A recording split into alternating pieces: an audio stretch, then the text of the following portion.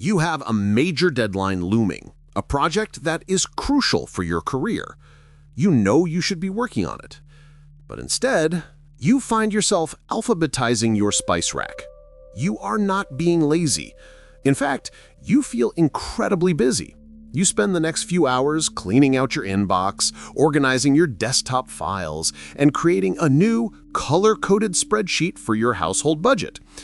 At the end of the day, you are exhausted from all the activity, but the big, important project remains untouched. You're not lazy, you're incredibly busy, doing everything except the one thing you know you should be doing. If this scenario sounds painfully familiar, you've likely asked yourself a frustrating question. Why am I always busy doing small, easy tasks, but avoiding the one important thing I'm actually supposed to be doing? It is easy to label this behavior as simple procrastination and to criticize yourself for a lack of discipline. But what if this pattern is more complex and more sophisticated than that? What if it is a common form of self-sabotage known as productive procrastination? You are not avoiding work. You are using work to avoid the work. This isn't a sign that you are lazy or unmotivated. It is a sign that the important task is triggering some difficult emotions. This is an invitation to understand the psychology behind this loop so you can break the cycle and finally focus on what truly matters. So what is the core concept behind productive procrastination? It is a sophisticated form of avoidance. Procrastination, in general, is not a time management problem. It is an emotion regulation problem. We procrastinate to avoid the negative feelings associated with a task. Productive procrastination is a particularly clever version of this because it provides a plausible excuse.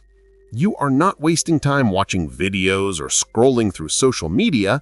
You are being productive. You are accomplishing things.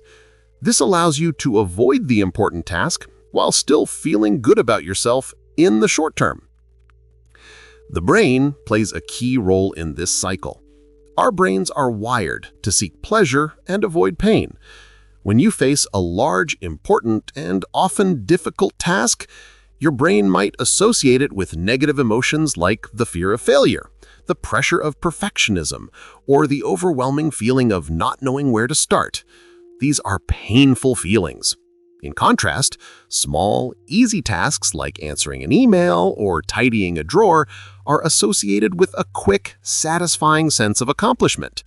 Each time you cross off one of these small items from your to-do list, your brain gets a small hit of dopamine, a neurotransmitter associated with pleasure and reward. So your brain learns a simple equation. The big task equals pain, and the small tasks equal pleasure. It is no wonder then that it will unconsciously steer you toward the instant gratification of the small tasks, allowing you to temporarily escape the discomfort of the big one. Let's look at how this pattern shows up in our daily lives. The most classic example is cleaning your entire apartment when you have a major work deadline. The report is due on Friday. It is Thursday afternoon, and instead of writing, you are on your hands and knees scrubbing the kitchen floor. You might tell yourself, I just can't focus in a messy environment. And while there might be some truth to that, the real reason is often that the anxiety of starting the report feels more threatening than the physical effort of cleaning. Cleaning provides a clear, immediate, and satisfying result. The floor is dirty, and then it's clean. The report, on the other hand, is complex, and the path to a successful outcome is unclear. The cleaning becomes a highly effective and socially acceptable way to avoid that anxiety. Another common manifestation is answering a dozen unimportant emails instead of starting the big report. You sit down at your desk, ready to finally tackle the important project. You open your laptop, and the first thing you see is your inbox. There are emails about meeting schedules, company announcements, and links from colleagues. None of them are urgent, but instead of ignoring them and opening the document you need to work on, you spend the next hour meticulously clearing your inbox. Each email you archive gives you a tiny jolt of accomplishment. It feels like you're being productive and responsible. But in reality, you are just spinning your wheels. You are using the illusion of progress on small tasks to protect yourself from the feeling of being overwhelmed by the one task that truly matters for your progress. Productive procrastination can also show up in more creative ways. For example, you might suddenly become an expert on a new unrelated hobby to avoid a primary goal. Let's say you need to study for a major exam. The task feels daunting. Suddenly, you develop an intense, all-consuming interest in learning how to bake sourdough bread. You spend hours researching starter recipes, watching videos on kneading techniques, and ordering special equipment online. You're learning, you're creating, you are being productive, but this new hobby is a form of elaborate avoidance. It allows you to pour your energy into a challenging but low-stakes activity so you don't have to face the high-stakes anxiety of the exam. You are not just avoiding the task, you are building an entirely new productive world to hide in. Finally, a very sophisticated form of this pattern is creating complex new organizational systems instead of tackling the core project. You might decide that before you can start writing your book, you need the perfect outlining software. You spend days comparing features, setting up intricate folder structures, and designing a color-coded tagging system. You tell yourself that this is preparation and that it will make the actual writing process more efficient. While some planning is useful, this behavior often crosses the line into procrastination. You're focusing on the tools of the work rather than the work itself. The process of organizing feels safe and controllable, while the process of creating feels messy and uncertain. The organizational system becomes a project in itself, a perfect excuse to never have to face the terrifying vulnerability of a blank page. It is a pervasive myth that procrastination is a sign of laziness. In fact, if you're a productive procrastinator, you are often the opposite of lazy. You're a hard worker. You're just working hard on the wrong things. The problem is not a lack of effort. It is a misdirection of effort. This misdirection is driven by fear, not by a character flaw. Calling yourself lazy is not only inaccurate, but it's also counterproductive. It just adds a layer of shame, which often makes the negative feelings associated with the important task even stronger, reinforcing the desire to avoid it.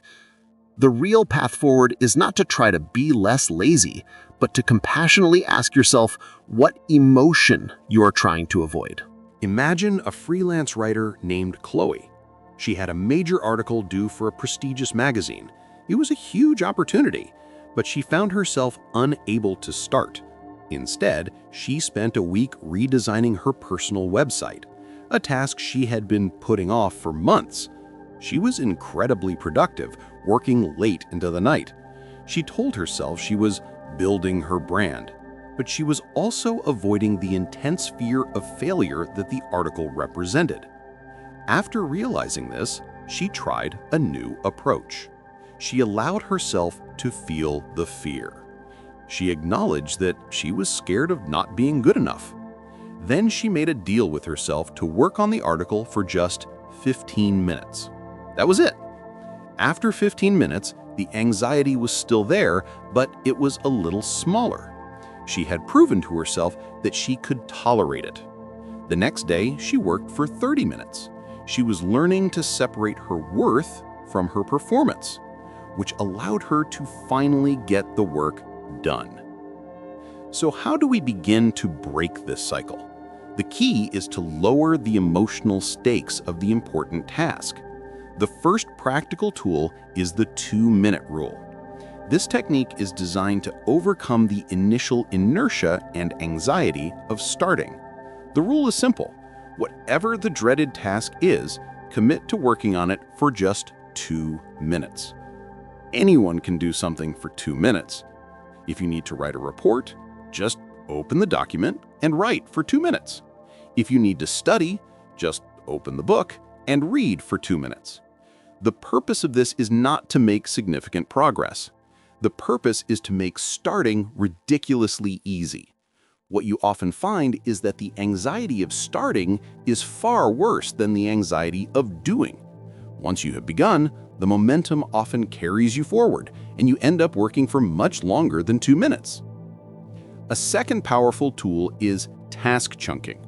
The feeling of being overwhelmed is a major driver of productive procrastination. When a project feels huge and undefined, like write a book, it's natural to want to avoid it. The solution is to break that daunting task down into tiny, specific, and manageable steps. Instead of write a book, your first task might be brainstorm 5 possible titles. The next might be write a 1-sentence summary of the main idea. The next might be outline the first chapter. Each of these chunks is small enough that it doesn't trigger the same level of anxiety. It transforms a daunting mountain into a series of small, walkable hills. Crossing off these small steps provides the same dopamine hits that you are seeking from your avoidance tasks. But this time, you are actually making meaningful progress on your goal. A third, more reflective tool is to identify the underlying emotion you are trying to avoid. This is an act of self-awareness that gets to the root of the problem. The next time you find yourself productively procrastinating, pause for a moment. Take a deep breath and ask yourself, curious, what feeling am I trying to avoid by staying so busy right now? Be honest with yourself. Is it the fear of failure? Is it the pressure of perfectionism? Is it the boredom of a tedious task? Is it the confusion of not knowing where to begin?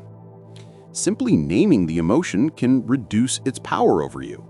Once you know what you're running from, you can address it directly. If it's fear, you can offer yourself some self-compassion.